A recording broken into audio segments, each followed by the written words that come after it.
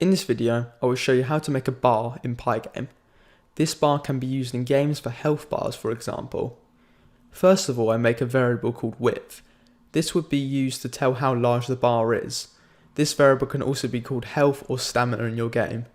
So first of all, I make two rectangles. So I make the width of the rectangle my max value of the bar, so max health for example.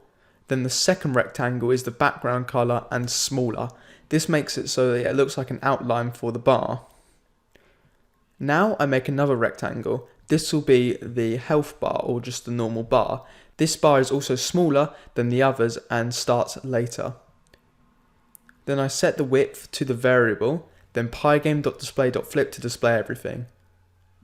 Now when I run it, depending on the value of my variable, the bar will shrink and grow. I hope you learned something from this video, and please consider subscribing and liking to promote my channel.